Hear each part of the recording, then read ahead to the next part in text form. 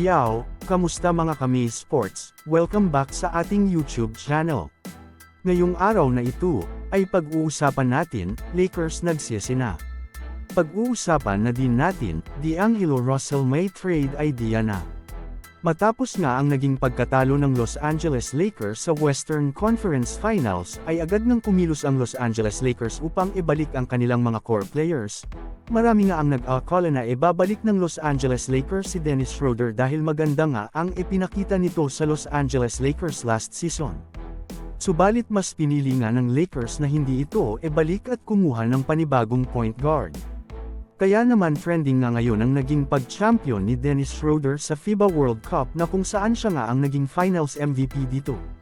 Sobrang ganda nga ng naging performances ni Dennis Schroeder sa FIBA World Cup na kung saan, sobrang consistent nga nito pagdating sa kanyang opensa. Kaya naman marami nga ang nagsasabi na sinayang nga daw ito ng Los Angeles Lakers, dahil malaki nga daw ang maitutulong nito sa kanilang kupunan next season, lalong-lalo na nga sa bagong lineup nila.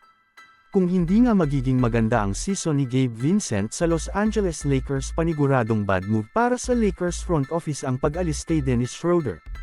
Kaya naman kung ikaw ang aking tatanungin kami sports, sa tingin mo ba ay sinayang ng Lakers itong si Dennis Schroeder? Mag-comment lang. Samantala ako naman tayo sa sumunod na balita na kung saan, dahil nga patuloy pa ring kumikilos ang Los Angeles Lakers front office upang palakasin ang kanilang lineup, ay nagsuggest nga ng isang trade idea ang mga NBA insiders na maaari nilang gawin kay D'Angelo Russell. Subalit isang paalala muna mga kami sports, na ito nga ay isang rumors pa lamang na maaring mangyari at maaari ding hindi. Sa trade idea nga na ito, ay makukuha ng Los Angeles Lakers sina Alex Caruso, Jevon Carter, at Andre Drummond.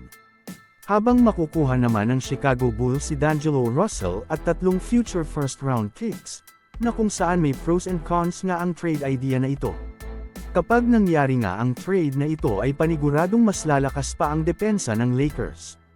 Subalit paniguradong hihina ang kanilang opensa dahil mawawala nga sa kanilang kupunan itong si D'Angelo Russell, at makakaapekto rin sa future ng kanilang kupunan ng trade na ito dahil sa mga draft picks na bibitawan nila. Ano ang masasabi mo dito? Sang-ayon ka ba sa trade idea na ito? Mag-comment lang. So, ayon lamang ang ating mabilisang balita sa araw na ito, sana ay nag-enjoy ka. Huwag mo na ding kalimutang mag-subscribe bilang pagsuporta sa ating YouTube channel. Maraming salamat po.